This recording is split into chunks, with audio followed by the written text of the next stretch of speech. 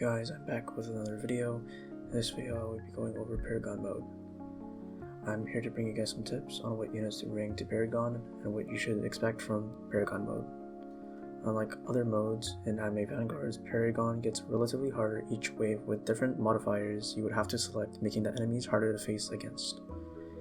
Make sure to like and subscribe for more daily guides like this, and let's get into the video.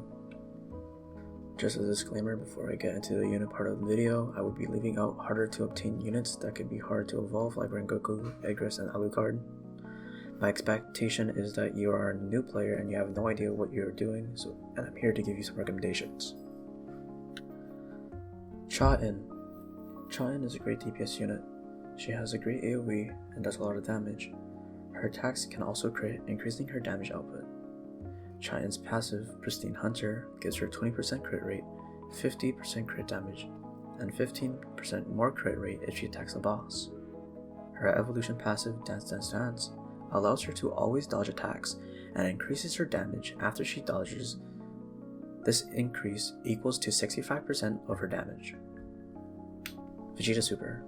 Like I mentioned in my last video, Vegeta Super is a great early game tower to place down. He does a lot of great damage, and on his placement, he does multi-attack damage. You can rely on Vegeta to clear out the earlier waves in Paragon mode, especially if you pick Shielded. And he's also pretty easy to evolve. Speedwagon and Takarota. These two units will be your money-making towers. You can bring one or the other, or both if you would like to get more money. Though, I would recommend bringing Takarota only because you already get a lot of money with Takarota, and it would be unnecessary in my opinion to bring both of them at once. Alligator. Alligator is an obvious pick. He's the only slow unit in the game, slowing all the enemies in his range. I would recommend only one person bringing Alligator if you are playing with friends. Sasuke. Sasuke is a pretty decent pick, but if you don't have him, then that's fine. Alligator is the best support unit in my opinion, and I prefer slow over stun. Sasuke, when you evolve him, he starts to stun enemies. When he damages a stunned enemy, he also does increase damage by 50%.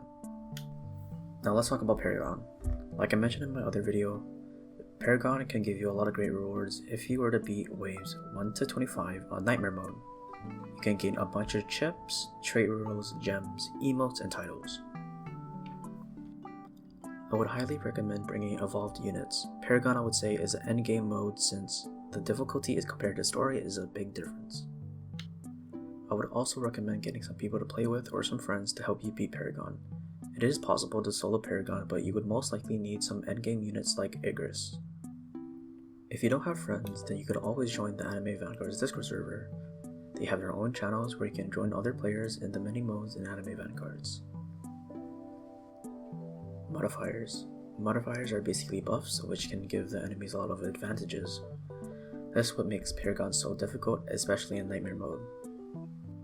Regen enemies. Regen enemies allows enemies to regenerate 0.2% of their health per second. This does stack.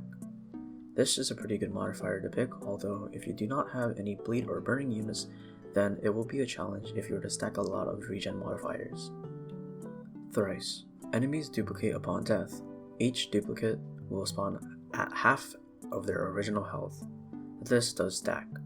Thrice is the best modifier to pick because all it does is spawn more enemies at a lower HP.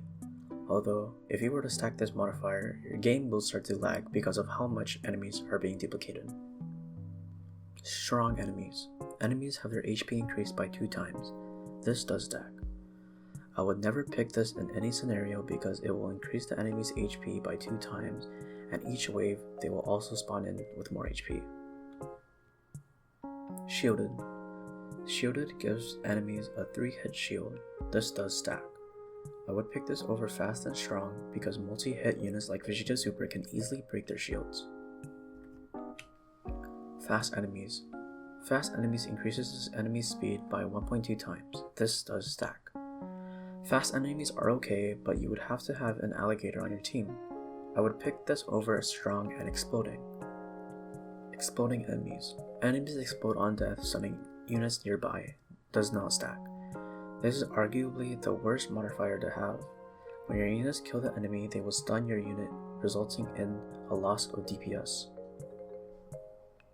Revitalize. Enemies that are killed spawn a healing pulse that heals other enemies nearby. This does not stack. I don't think I've seen Revitalize in Paragon, but if it does exist in Paragon, I would recommend you pick it. The healing isn't something to worry about since you are most likely going to out-damage the healing. That's it for the video. If I missed something, please let me know in the video. If you haven't seen my last video, which I covered everything you need to know about anime Vanguards and the new 0.5 update, I would highly recommend you checking that video out. Make sure to like and subscribe for more daily guides like this, and I'll see you in the next video.